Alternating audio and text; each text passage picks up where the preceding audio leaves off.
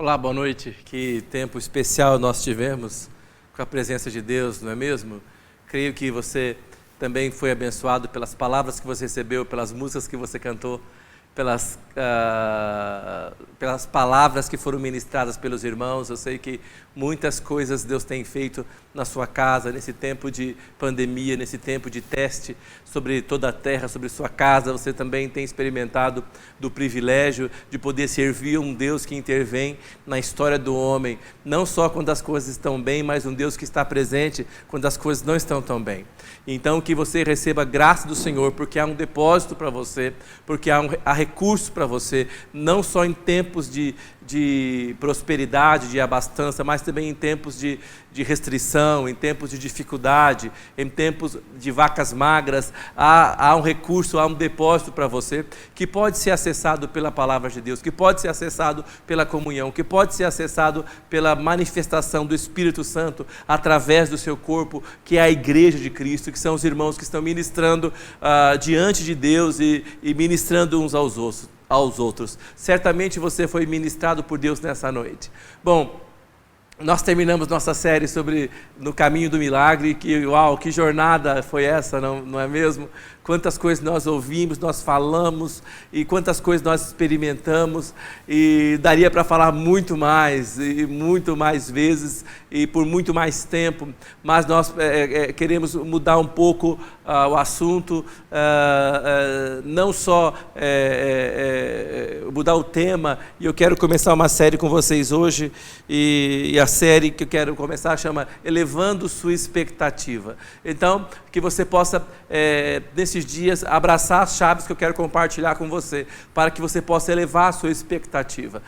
O que a gente tem ouvido falar bastante nesses dias é que a população que está sofrendo por causa da pandemia, a população está cansada de tantas normas restritivas, a população está entediada de ficar em casa e de usar máscara, tanto é que em alguns lugares não estão se observando as medidas protetivas de segurança, e a gente sabe bem que, é lógico, você precisa trabalhar, nós precisamos levar a nossa vida, mas você vai fazer aquilo que você precisa fazer, aquilo que é inevitável, mas na medida do possível, você deve permanecer em casa, deve cuidar para que você tenha saúde e preservar a saúde do outro. Então você fala, eu não vou usar máscara porque eu estou saudável, eu não vou usar máscara porque eu estou bem e tal, mas usar a máscara é para proteger o outro, é uma atitude de empatia e de solidariedade. Então nós temos pessoas que não pensam dessa maneira, né? Então, porque estão cansadas, porque acham que talvez estão imunes e tal, e tantas coisas, e aí o que nós temos ouvido dizer é que depois que se acharem a vacina, depois que as pessoas tomarem a vacina, depois que, ou talvez chegarmos à imunidade de rebanho, que é uma coisa que ainda há controvérsia se realmente existe ou se não existe, não dá para saber muita coisa, porque é uma doença muito nova, mas o que se diz é o seguinte, que pessoas estão ficando doentes dentro de casa, estão ficando doentes sem sair de casa, mas doentes como? Doentes emocionalmente doentes, em crises, porque tem sua liberdade cerceada, porque não se sente dona da sua própria vida, e nem tem condição de interpretar e de planejar o seu futuro. Então, qual que é a nossa expectativa? Precisamos manter a expectativa elevada. E eu estava lendo recentemente num jornal madrilenho aqui, El País, do dia 23/4, uma reportagem que fala sobre isso, e eu quero ler um pequeno trecho dessa reportagem para você, que fala dessa questão da pandemia, dessa questão da situação pela qual nós estamos passando e vivendo, e qual é o impacto que essa doença tem na sociedade, em cada um de nós. E é bem interessante o que diz essa mulher. Isso foi no mês de abril, nós já estamos no mês de outubro, e realmente nós vemos que esse era o começo da pandemia. Nós enfrentamos essa restrição aí no finalzinho de março e tal, né? Abril, então abril estava bem no começo. E ela diz o seguinte, ó: do ponto de vista da psicologia, o estilo de apego de cada um determina os mecanismos de enfrentamento da realidade. Existem pessoas mais introvertidas, mais ansiosas, mais equilibradas ou mais caóticas e impulsivas. Esse é o fator que faz com que cada um esteja tendo uma resposta diferente à pandemia e principalmente às suas consequências restritivas, afirma Carmen Soria, psicóloga sanitária e diretora da Clínica Integrada de Terapia de Madrid. Então, o que ela quer dizer é o seguinte, que o estilo de apego de cada um é que vai determinar a sua resposta de enfrentamento com a crise. Ela está dizendo o seguinte, que cada pessoa, por causa da sua maneira, do seu estilo, por causa do seu temperamento, por causa das coisas que viveu, da bagagem que tem, então ela tem mecanismos, ela desenvolveu certo mecanismo para enfrentar a realidade. Então, ela diz que esse estilo de apego, né, onde ela se agarra, onde ela segura, é que vai determinar a maneira com que ela enfrenta a realidade. A primeira coisa que eu quero dizer é o seguinte, que a realidade é uma coisa crua e nua, ela existe, e uma hora todos nós vamos ter que enfrentar a realidade, uma hora todos nós vamos ter que deixar de viver num país de sonhos e de ilusão e botar o pé no chão e enfrentar a realidade. Ela diz que as pessoas enfrentam a realidade de maneira diferente, dependendo desses mecanismos que ela tem e como eles foram criados, ela enfrenta de alguma maneira. Então tem pessoas que são mais dinâmicas, mais equilibradas, mais ansiosas, mais introvertidas, mais caóticas, mais impulsivas, mais positivas, então ela vai enfrentar isso. E aí a minha pergunta é, como é que você vai enfrentar, quando nós sairmos dessa pandemia toda, como é que nós vamos enfrentar essa realidade? Como é que você vai enxergar essa realidade? Como é que você vai viver a sua vida depois que tudo isso passar? Como é que você vai encarar isso? E aqui está dizendo o seguinte, que você já vai ter uma resposta pré-determinada, dependendo desses mecanismos que estão dentro de você. Então, possivelmente, se você for uma pessoa que se conhece bem, você sabe exatamente qual é a sua tendência, para que lado você vai, e eu acho que seria interessante você se conhecer bem e procurar ajustar esses mecanismos para que a sua resposta seja uma resposta eficiente, porque a realidade vai bater à porta de todos nós.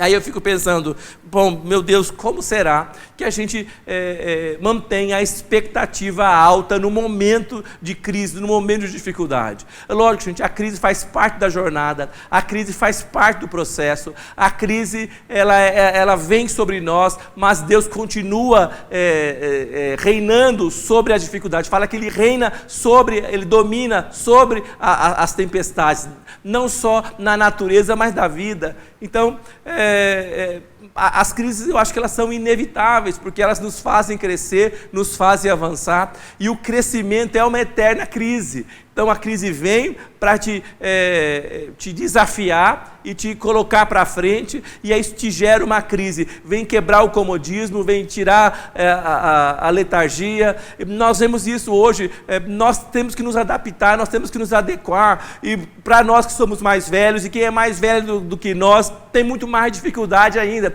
Pode ver que a moçada, os adolescentes, eles estão muito mais conectados, lógico que eles sofrem porque gostariam de repente, se socializar mais e tal, mas eles estão conectados, estão nas redes, eles estão nas mídias sociais, então muitas vezes eles já tinham um relacionamento virtual, muitas vezes, sim ou não, conversavam por mensagens e tal, e online, então eles já têm esse convívio para eles, talvez, eles enfrentam com maior naturalidade, mas ainda assim nós temos pessoas que estão sofrendo emocionalmente, sofrendo psicologicamente, sofrendo até fisicamente essa restrição.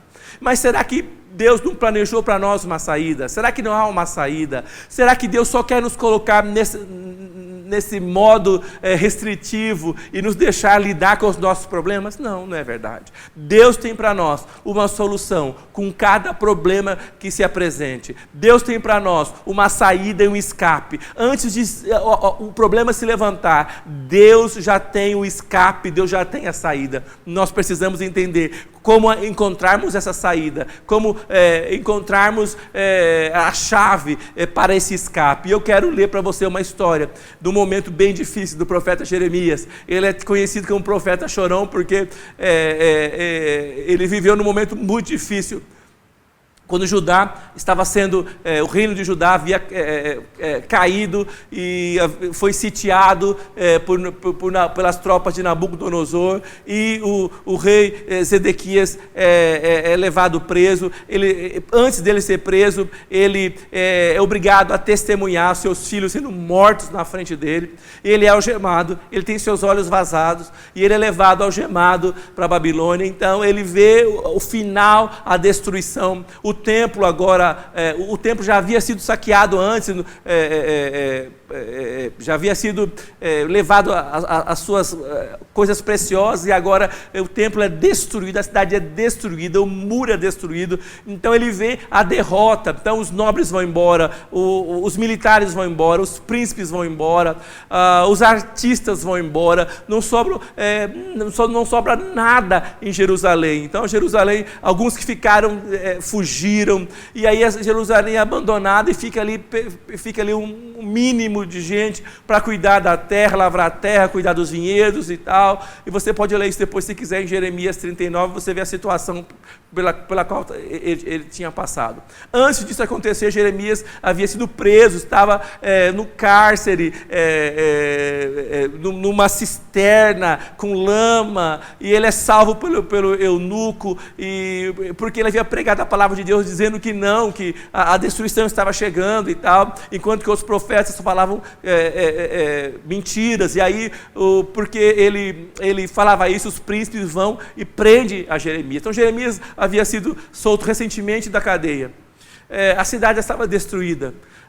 O rei havia sido levado embora, vazado os seus olhos, a desgraça havia se abatido. O templo que representava a presença de Deus sobre a nação havia sido destruído. Suas coisas sagradas haviam sido levadas, ouro, tudo saqueado, era derrota. Não havia mais esperança para a cidade, não havia mais esperança para o povo. Então Jeremias está completamente destroçado emocionalmente, debilitado fisicamente, solitário, e olhando toda essa desgraça à sua volta. Não havia um fio de esperança. Pense, que situação lamentável, que situação deprimente e horrível. E aí Jeremias escreve tudo isso no seu livro, Lamentações de Jeremias. E aí eu quero ler com você essa parte que está em Lamentações, o livro de Lamentações, no capítulo 3, no versículo 1 até o versículo 17, então, do versículo 1 até o versículo 17, está escrito assim. Então Jeremias fala de si mesmo, fala da sua situação. Aí eu quero que você me diga, há esperança para um homem desse? Esse homem está chegando esperança? Será que ele está exagerando no seu depoimento? Mas veja o que ele escreveu. Eu sou o homem que viu a aflição pela vara do furor de Deus. Ele me levou, ele me fez andar em trevas e não na luz. Deveras, ele volveu contra mim a mão, de contínuo todo dia, fez envelhecer a minha carne e a minha pele, despedaçou os meus ossos, edificou contra mim e me cercou de veneno e de dor, fez-me habitar em lugares tenebrosos, como os que estão mortos para sempre, secou-me de um muro e já não posso sair, agravou-me com grilhões de bronze, ainda quando clamo e grito, ele não admite a minha oração. Fechou os meus caminhos com pedras lavradas, fez tortuosas as minhas veredas, fez-me como urso à espreita, um leão de emboscada, desviou os meus caminhos e me fez em pedaços, deixou-me assolado, entesou o seu arco e me pôs como alvo à flecha, fez-me entrassem no coração, fez que me entrassem no coração as flechas da sua aljava. Fui feito objeto de escárnio para todo o meu povo, e a sua canção todo dia. Fartou-me de amarguras, saciou-me de absinto. Fez-me quebrar com com pedrinhas de areia os meus dentes, cobriu-me de cinza, afastou a paz de minha alma, esqueci-me do bem. Meu Deus do céu, que horrível. Ele está dizendo o seguinte: não há esperança para esse homem. Tudo isso, ele se tornou deboche, escárnio, piada, fizeram música dele, ele perdeu tudo. Ele fala que Deus o colocou nessa situação e que Deus nem sequer o ouvia, não é? E aí eu quero dizer, como é que se mantém a expectativa numa situação tão desafiante como essa? Que expectativa ele podia ter? Se aquele momento que ele vivia era de completa derrota, parecia que Deus havia virado as costas para ele. A minha pergunta para você é: será que algum dia você pensou, você sentiu, poxa, parece que Deus virou as costas para mim, parece que Deus não está me ouvindo, parece que minha oração chega ao teto e do teto volta para mim, não chega na presença de Deus? Será que alguma vez você se lamentou dessa maneira? Fui abandonado pelos amigos, me tornei motivo de chacota, fui injustiçado, meu corpo foi massacrado e moído por causa do peso, da tristeza, da vergonha que se abateu sobre mim. Gente, que coisa horrível, que coisa terrível. Parece que o mundo à nossa volta, a volta dele estava desmoronando. E aí como é que a gente faz? Como é que se mantém a expectativa dentro de um momento e de uma situação como essa? Eu quero falar para você, a primeira coisa que eu quero dizer para você, a primeira chave que eu quero dizer para você é orar com insistência. Você deve orar mesmo quando parece que você não está sendo ouvido. Você deve orar sempre. A palavra de Deus fala aqui sobre o dever de orar sempre, sem nunca desfalecer. Então, orar não só quando você tem vontade, orar não só quando você sente, orar não só quando você está arrepiando na pele, orar não só quando você recebe um calor dentro do coração, quando você lê a palavra de Deus. É orar sempre, mesmo quando você não sente. E provavelmente, quando você não sente, aí sim você deve orar mais e muito mais. Então, orar com insistência. Em Lamentações 3, 7, 8, olha o que ele diz. Ele fala o seguinte: cercou-me de um muro, já não posso sair, agravou-me com grilhões de bronze, ainda quando clamo e grito, ele não admite a minha oração. Então ele está dizendo que ele estava orando, mas parece que ele estava cercado de um muro, ele havia sido isolado, ele foi desconectado do sobrenatural, desconectado da presença de Deus. Parece que Deus o havia esquecido, parece que Deus o havia deixado e abandonado. E no versículo 19 de Lamentações 3, ele fala o seguinte: lembra-te da minha aflição e do meu pranto, do absinto e do veneno. Ele fala: lembra-te, Senhor, não te esqueças, lembra do fel, do amargor, da tristeza que eu estou passando. Então ele está orando, mesmo quando ele não sente, mesmo quando ele está sendo fechado pelos lados. Eu quero falar para você, você deve orar, porque não há oração que fique sem resposta. Toda oração que chega na presença de Deus não é descartada, não é jogada do lado. Há uma resposta preparada para cada oração. E eu quero desafiar você, mesmo em momentos que você não sinta coisa alguma, ore, que você não veja coisa alguma, ore que você não ouve, às vezes você não ouve nada, ore, porque a sua oração não será descartada, Deus vai ouvir. Você sabe, ele disse que bloquearam a sua volta, bloquearam o seu caminho. Muitas vezes situações no nosso meio bloqueiam a nossa volta, bloqueiam o nosso caminho, bloqueiam a nossa visão. Que horrível quando você não tem visão. Quando você não tem visão, você fica limitado, anda como tateando pelas coisas, porque você não consegue enxergar corretamente. É tão difícil quando você está limitado, quando você não enxerga, quando você não tem como ver à frente, adiante. Eu acho que muitos de nós hoje estamos limitados, fomos limitados pela situação da enfermidade, da doença no mundo, Fomos limitados por questões econômicas, fomos limitados por questões políticas, fomos limitados por questões filosóficas. Há tantos limites que podem nos colocar, às vezes, dentro de quadrados e nós nos sentimos presos, com medo, acuados. Mas eu quero dizer a você, você pode sentir-se bloqueado, mas ninguém pode fechar o céu sobre você. Você pode estar bloqueado do lado, você está olhando para um lado e não vê saída, olhando para o outro e não vê saída, olha para frente e não vê saída, olha para trás e não vê saída. Você está olhando para o lado errado, olhe para cima, o céu está aberto sobre você. Nós precisamos entender que a oração precisa ser parte dessa estratégia para vencer e para sair. Nós precisamos entender que Deus está nos chamando para fazer isso. Olha que interessante a história de Paulo, quando Paulo e Silas são presos, jogados na prisão. Nós temos Atos capítulo 16, do versículo 23 ao versículo 26. O que diz? E depois deles darem muitos açoites, os lançaram no cárcere, ordenando ao carcereiro que os guardasse com toda a segurança. Este, recebendo tal ordem, levou-os para o cárcere interior e lhes prendeu os pés no tronco. Por volta da meia-noite, Paulo e Silas oravam, cantavam louvores a Deus, e os demais companheiros da prisão escutavam. Gente, vai comigo, glória a Deus. Pegaram pesado com ele, bateram, açoitaram e prenderam os pés nos troncos. Estavam lá presos com corrente, sem poder se movimentar, restritos, presos lá na escuridão da masmorra, lá no lugar mais inferior que tinha. Olha que coisa impressionante. Mas a Bíblia diz o seguinte, que por volta da meia-noite, Paulo e Silas oravam, cantavam louvores a Deus, e os demais companheiros da prisão o escutavam. De repente, sobreveio tamanho terremoto que sacudiu os alicerces da prisão, abriram-se todas as portas e soltaram-se as cadeias de todos. Então, Paulo tinha os pés presos. Eu acho que às vezes você pode ter os seus pés presos, você pode ter suas mãos presas, mas às vezes sua língua está solta, amém?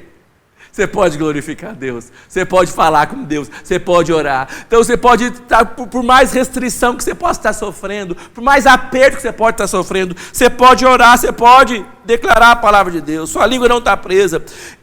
Mas você pode, muitos cristãos foram torturados, né? Na igreja primitiva, tiveram suas línguas arrancadas, foram jogados no fogo. Pode arrancar sua língua, mas seu espírito está vivo, você pode orar e pode adorar a Deus. Mas se alguém arrancar o teu espírito, né, se alguém separar o seu espírito, então você vai para a presença de Deus, adorar a Deus em espírito e em verdade na presença de Deus. Então, nós precisamos entender o seguinte: orar sempre, mesmo quando parece que você não está sendo ouvido. Fala, pastor, eu não aguento mais orar.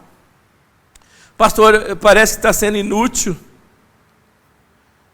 Eu não consigo mais orar. Parece que eu não avanço. Olha só o que diz Isaías 49, no versículo 4. O profeta Isaías diz o seguinte: eu mesmo disse, inutilmente, debalde, eu tenho trabalhado, inútil e vãmente gastei as minhas forças. Então o profeta está falando assim, gente, parece que eu estou fazendo isso inutilmente. Eu brinco, falo lá em casa para Débora e para as meninas, eu olho da janela do prédio, vejo o povo passando, caminhando, você passa, às vezes vai caminhar de manhã, vê o povo na rua e tal. Eu falo para ela assim, parece que só nós estamos usando máscara.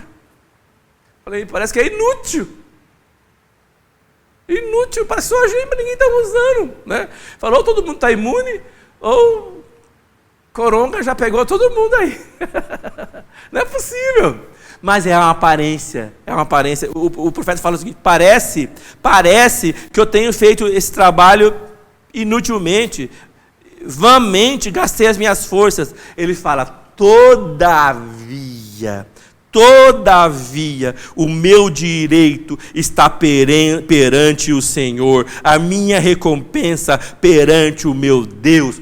Parece que não está acontecendo nada, parece que não está tendo efeito nenhum, parece que nada tem mudado, parece que nada vai acontecer, parece que tudo está como era antes, parece que inutilmente você insiste, inutilmente você bate a porta, inutilmente você mantém posição, parece que debalde, como fala a palavra, você faz isso, mas não é verdade, porque o seu direito está sendo colocado e está perante o Senhor, e a sua recompensa virá da presença de Deus. Por isso eu e você precisamos fazer isso, colocar a nossa oração diante de Deus, colocar com insistência. Então, primeira coisa, como é que você mantém a sua expectativa elevada? Como é que esse profeta poderia manter a sua expectativa elevada no momento de tanta catástrofe, de tanto caos? Deus me perdoe, cada pessoa que tem a sua luta, a luta ela é individual e ela é única. E não quero subestimar a luta de ninguém, mas eu quero falar que eu creio que a saída para toda a luta ela é a mesma. Devemos orar a Deus, orar com insistência, mesmo quando parece que nada está mudando. Orar com insistência. E aí eu quero falar para você, não diga que chegou o fim, não diga que você não aguenta mais. E aí, meu segundo ponto para você é o seguinte: pastor, não há mais o que fazer, né? Eu quero te dizer, sempre haverá o que fazer. Sempre haverá. Pastor, não tenho mais nada a fazer. Sempre haverá o que fazer. Olha, em Lamentações, no capítulo 3, no versículo 18, o que foi que diz, o que o profeta, com toda aquela situação, estava falando? Ele diz o seguinte: então eu disse, já pereceu a minha glória, como também a minha esperança no Senhor. Meu Deus do céu, que palavra é essa? Que palavra é essa? Que palavra negativa é essa? Então, eu quero dizer uma coisa, sempre quando você achar que não há mais nada o que fazer, sempre há o que fazer, sempre há. Deus quer que você, primeira coisa, você tem que parar de falar mentira. Fale a verdade. A palavra de Deus é a verdade. Olha, vamos ler... em Lamentações 3,18, ele fala: então eu disse, já pereceu a minha glória, como também a minha esperança no Senhor. Meu Deus do céu, nós precisamos falar uma palavra que está alinhada com a palavra de Deus. Tudo aquilo que você fala que não estiver alinhado com a palavra de Deus é a mentira, porque a palavra de Deus é a verdade. Nós precisamos marcar a nossa vida, marcar as pessoas que estão à nossa volta com a palavra de Deus. Como nós lemos no ponto passado, Paulo e Silas, eles estavam adorando a Deus, eles escolheram adorar, a glorificar no meio do problema, no meio da dificuldade. Era meia-noite, haviam sido espancados, torturados, estavam amarrados, presos, mas eles resolveram adorar, optaram por declarar a palavra de Deus, optaram por falar a palavra de Deus. Meu Deus do céu, quando nós optamos pela palavra de Deus, os resultados também são de Deus. Por mais impossível, gente, esse aqui é impossível. Você fala, mas pastor, impossível é a minha situação. Não, a de Jeremias era impossível, de Paulo e Silas era impossível, mas o meu Deus, o seu Deus é um Deus especialista em coisas impossíveis. Aquilo que você acha que não é possível, em Deus é possível. Então nesta hora, se você começar a alinhar a sua palavra, alinhar a sua confissão, alinhar o seu espírito com a palavra de Deus, a palavra de Deus vai se cumprir sobre você. Então nessa noite, você que está me ouvindo na sua casa, quantas coisas estão desalinhadas e soltas, mas nesta hora você pode tomar a autoridade, trazer a autoridade e falar: Deus, eu creio que eu tenho colocado diante de ti um memorial na sua presença para mim. Eu sei, Senhor, que o Senhor tem feito isso, eu sei que o meu direito está perante o Senhor. Você vai trazer para você e vai trazer para a palavra de Deus. Nós devemos fazer isso, mas tudo aquilo que não se alinha à palavra de Deus é mentira, e a palavra de Deus é a verdade. Nós devemos nos posicionar isso. Nós estamos aprendendo na escola bíblica, não sei se você lembra, o Dantas nos perguntou sobre a porta da alma no meio, corpo e espírito, não é? Então você tem que fechar a porta para a carne. O espírito tem que influenciar a nossa alma. Nós precisamos receber no Espírito e dominar a alma pela palavra de Deus. É lógico, você é humano, eu sou humano, nós temos sentimentos. Mas uma hora nós temos que dizer, sentimento, para. Alma, aquieta-te. E ministrar a palavra de Deus sobre as situações, sobre a sua alma, sobre o seu coração. Eu creio que Deus quer fazer muitas coisas sobre nós. Nós precisamos deixar de falar mentira. Nós precisamos nos alinhar à palavra de Deus, falar a realidade da palavra de Deus. Nós precisamos também falar do caráter de Deus. Falar do caráter de Deus. Em Lamentações 3, 21, o que ele diz? Ele fala o seguinte: quero trazer à memória o que me pode dar esperança. Que versículo maravilhoso. O homem estava no meio da derrota, da miséria, da desgraça. Ele havia perdido tudo e estava lá só com a roupa do corpo, não havia lhe sobrado nada mais.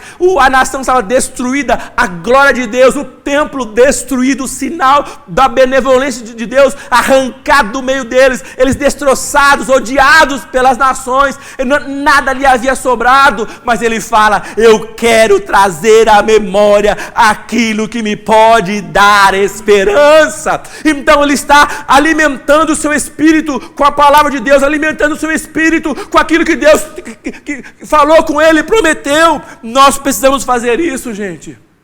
Fala comigo. Primeira coisa, orar sempre, sem cessar. Segunda coisa, sempre há o que fazer, mesmo quando nós não achamos que não há mais nada a fazer. Não havia mais nada para ele fazer. Havia sim, ele lembrou: vou trazer à memória o que me pode trazer esperança. Gente, e o que é que nos traz esperança? O que é que nos faz reviver? Olha só o que ele fala em Lamentações 3, do 22 ao 27. Ele fala o seguinte: as misericórdias do Senhor são a causa de não sermos consumidos, porque as suas misericórdias não têm fim, renovam-se a cada manhã, grande é a sua fidelidade. O que ele quer dizer? Ele fala o seguinte: tá a maior desgraça, o bicho tá pegando solto, tá horrível, não sobrou nada, eu só estou aqui vendo a desgraça e a miséria. Mas ele fala: isso tudo vai ter o fim, porque fala que as misericórdias do Senhor, elas que não têm fim, elas se renovam a cada manhã. Então, todo dia de manhã era uma expectativa, porque ele sabia que a misericórdia do Senhor estava sendo renovada, mesmo que ele não visse, mesmo que ele não percebesse. Ele fala: a minha porção é o Senhor, diz minha alma, portanto esperarei nele. Agora a alma está alinhada. A minha porção é a palavra do Senhor, a minha porção é o Senhor, então esperarei nele. Bom é o Senhor para os que esperam por ele, para a alma que o busca. Bom é aguardar a salvação do Senhor, e isso em silêncio. Bom para o homem é suportar o jugo na sua mocidade. Muitas vezes nós temos que suportar o jugo, o peso e a opressão em silêncio. Mas estar em silêncio não significa estar derrotado, estar aniquilado. Significa estar no Senhor. Há um depósito diante de ti com o meu nome. Há um depósito, há uma herança para mim. Eu não desisto da minha herança, eu não desisto do meu depósito. Ainda que tudo se acabe, o Senhor não muda. Seu caráter é imutável. O Senhor é o Deus que não muda. Mudou as situações, mudam as questões, muda você, mas Deus continua o mesmo. Então, primeira coisa, ele trouxe à memória o que pode dar esperança. O que é que lhe dá, o que é que lhe dava mais esperança? É que ele servia a um Deus misericordioso, cujas misericórdias se renovam a cada manhã. Então eu quero dizer a você que você espere, porque as misericórdias do Senhor se renovarão sobre a sua casa e sobre a sua vida. Não é porque você é bom, é porque esse é o nosso Deus, esse é o caráter dele. Ele é que é bom, e é bom até o fim. Ele vai fazer isso. Nós precisamos fazer isso. Então, precisamos lembrar de uma coisa: não devemos falar mentira, alinhar nossa palavra com a palavra de Deus. Gente, como é uma coisa horrível quando a gente fala uma coisa que não é a palavra de Deus. Eu detesto em casa há uma cruzada contra confissão ao contrário. Não dê bola, não dê força para o seu inimigo, não dê munição a ele. Pelo contrário, declare a palavra de Deus, fale a palavra de Deus. Outra coisa, fale do caráter, foque no caráter de Deus, que é o Deus que te ama, cuja misericórdia se renova toda manhã. E outra coisa, espere pelo renovo, espere pelo renovo. Nós devemos esperar pelo renovo. Ele diz o seguinte, nós lemos, não é isso? Lamentações 3:23, renovam-se cada manhã, grande é a tua fidelidade. Renova-se a cada manhã. A Bíblia fala isso, que Deus supre seus amados enquanto eles dormem. Então Deus planejou para você. Há um suprimento para você. Deus está preparando um suprimento para você. Então Lamentações 3, versículo 23, que eu acabei de ler, diz, renovam-se cada manhã. Grande é a tua fidelidade. Então Deus vai renovar a sua misericórdia, Deus vai renovar sobre você, sobre a sua casa, Deus vai renovar, receba o renovo de Deus, porque Ele é seu, Ele fez isso, porque Ele é fiel. Você fala, pastor, eu estou cansado, pastor, eu estou estressado, são tantos problemas, são tantas lutas. Eu vou te dizer, eu sei, queridos, eu sei, eu sinto muito. Mas, tudo bem você se cansar. Tudo bem.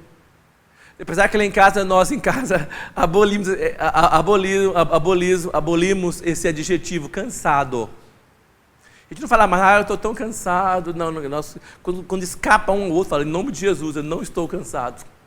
Porque parece que você fala que está cansado, mais cansaço você recebe, não é? Por quê? Você liberou essa palavra, você deu autorização agora para tudo quanto é peso vir nas tuas costas. Nós não estamos cansados, nós estamos em pé, estamos firmes. Mas tudo bem, pode cansar, não tem problema. É que nós estamos tão focados que nós não queremos nem falar sobre isso. Mas tudo bem, até os jovens podem se cansar. Quem já viu jovem cansado?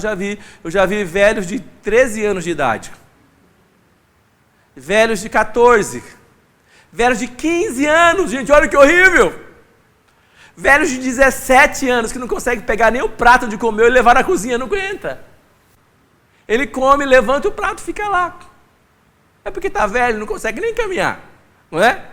Mas eu já vi jovens de 80, jovens de 85, jovens de 90, porque eles experimentam o renovo e a graça do Senhor. Cansados, sim, muitas vezes, desanimados, algumas vezes, mas destruídos, jamais.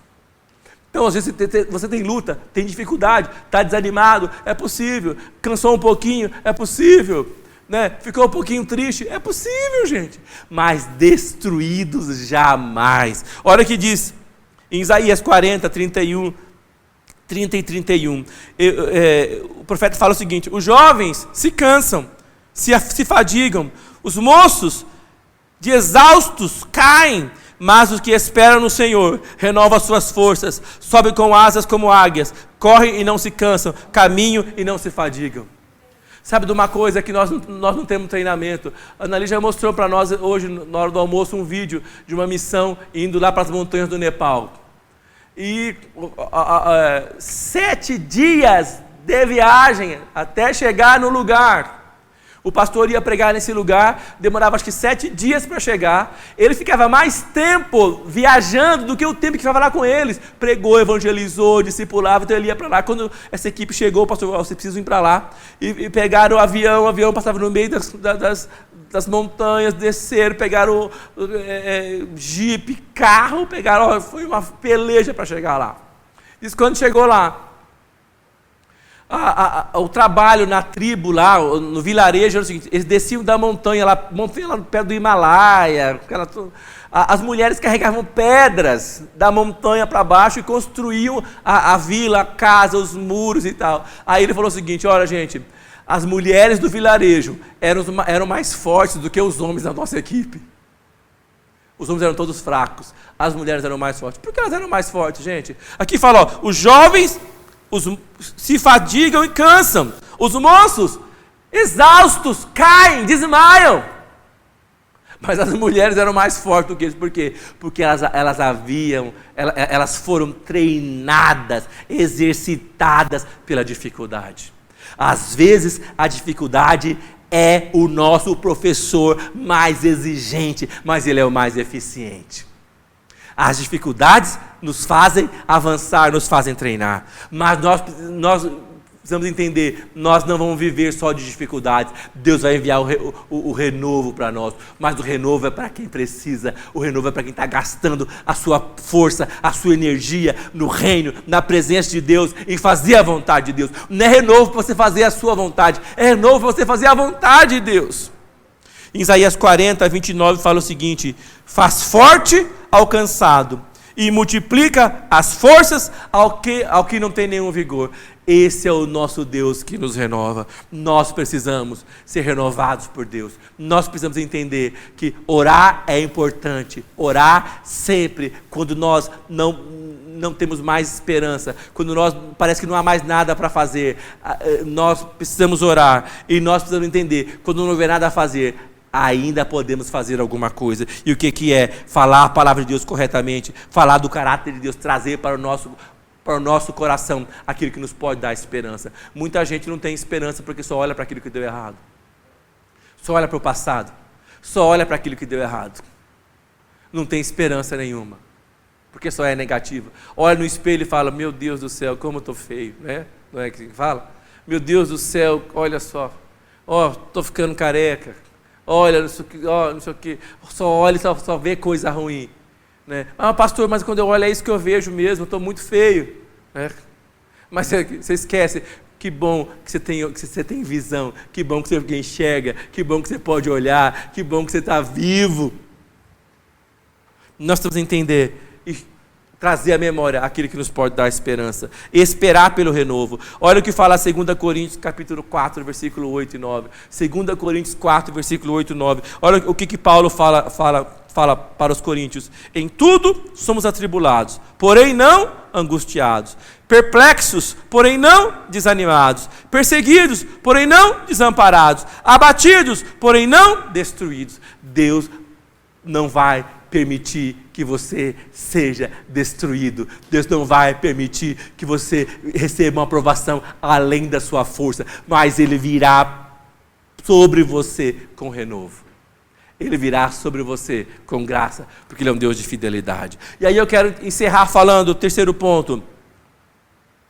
Eu falei como é que mantém a expectativa alta. Primeiro ponto, como é que mantém a expectativa alta?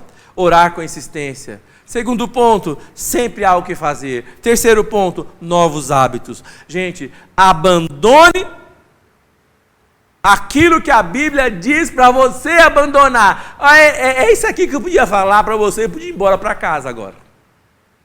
É só isso. Se você quiser prosperar, se você quiser manter alta a sua expectativa, abandone o que a Bíblia diz para você abandonar. Olha o que fala Efésios 4, versículo 22 ao versículo 25. Fala o seguinte: quanto à antiga maneira de viver, vocês foram ensinados a despir-se do velho homem que se corrompe por desejos enganosos. Ele fala, vocês foram ensinados a se despir, a tirar fora, a jogar fora o velho homem com o velho hábito, com velhos costumes, que é corrompido por desejos enganosos. E foram ensinados a serem renovados no modo de pensar e revestir-se do novo homem. Então, gente, olha só, despir-se do velho que é corrompido, renova a maneira de pensar, traz à memória o que pode dar esperança e reveste-se do novo, que é criado para ser semelhante a Deus em justiça e em santidade provenientes da verdade. Olha só, agora é para mim e para você. Portanto, cada um de vocês deve abandonar a mentira, falar a verdade ao seu próximo, pois todos somos membros de um mesmo corpo. Então, quem deve abandonar a mentira? Você. Quem deve parar de mentir? Você. Quem deve mudar a atitude? Eu e você. Ah, eu estou esperando que o anjo desça e me arranque aquela mentira da minha boca. Como é que é? É aqui que está escrito isso? O anjo, eu vou arrancar a mentira da sua boca. Eu vou arrancar o velho homem. Eu vou revestir você do novo homem. Não, está escrito, você vai deixar de lado o velho homem. Você vai escolher. Você vai deixar de lado a mentira. Vai parar de mentir. Para de mentir, rapaz. Você vai falar, pastor, o que é mentira? Eu já falei, mentira é tudo aquilo que não está alinhado com a palavra de Deus. Fale a palavra de Deus, declare a palavra de Deus. Ele fala, portanto, cada um de vocês deve abandonar. Nós precisamos estabelecer novos hábitos. Eu quero dizer o seguinte, que velhos hábitos nos levarão a velhos lugares. Sabia disso? Uai, olha para a tua vida até agora, tudo que você fez. O que deu errado? Pensa comigo, escreve aí. O que você fez? Como é que você fez que chegou nesse lugar que deu errado? Agora, se você não quiser chegar nesse mesmo lugar, olha essa lista e nunca mais faça isso que você fez. Mas se você faz a mesma coisa e espera resultado diferente, você é no mínimo louco. Se eu faço a mesma coisa e espero um resultado diferente, eu sou no mínimo louco. Mas nós precisamos fazer coisas diferentes para chegarmos a lugares diferentes. Se quisermos alcançar lugares altos, precisamos adotar hábitos compatíveis com esse lugar. Se quisermos alcançar lugares melhores, precisamos alcançar hábitos melhores, rotina melhor, estabelecer hábito melhor. Temos que nos alinhar à palavra de Deus. Criar uma rotina saudável que esteja alinhada com a palavra de Deus. E riscar e acabar com essa rota que nos leva de colisão com a derrota.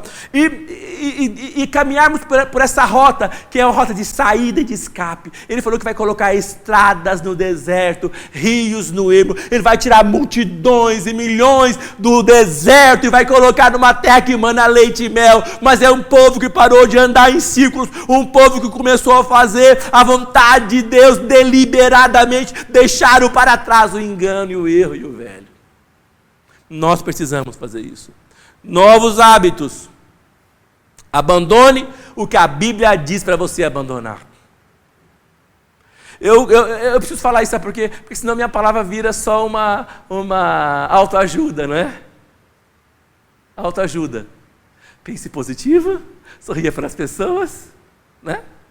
Coma bem, continue sua vida, não é isso? Respire, e o universo vai trazer... Por que o universo? Dá licença. Deus quer fazer a obra com você. Você precisa entender isso. Você tem que pagar o preço por isso. Senão eu estou falando que você é autoajuda. Isso aqui não é autoajuda. É mudança de vida, é mudança de comportamento, é mudança de caráter. E aí tem um preço. Aí tem algo a ser executado e ser feito. E eu quero encerrar com você lendo Abacuque 3,19. O profeta Abacuque também tem uma história de superação, o profeta Abacuque. Estava lendo o livro do profeta Abacuque, comentando com a pastora Débora, que riqueza. E ela falou, se você vai falar sobre Abacuque, eu falei, parece que não é para falar sobre Abacuque, parece que eu preciso estudar mais sobre isso, parece que não é para falar. Mas aí eu não resisti, eu queria encerrar com um versículo de Abacuque, que diz o seguinte, Abacuque 3, versículo 19, fala o seguinte, o Senhor Deus é a minha fortaleza, e faz os meus pés como da corça. Ele me faz andar altaneiramente. Amém? Ele me põe em lugares altos. Ele me faz andar em lugares altos. Que o Senhor nosso Deus te faça andar em lugares altos. Mas lembre-se, você precisa fazer aquilo que a Bíblia te manda fazer. Lembre-se, você precisa persistir orando, mesmo quando parece que você não aguenta mais. Você precisa fazer aquilo que tem que ser feito, mesmo quando você pensa que não há mais nada a fazer. Que Deus te abençoe, que Deus te enriqueça e que Deus te ponha em lugares altos, que você tome as atitudes corretas nessa semana. Deus te abençoe. Até nossa oração na quarta-feira. Amém.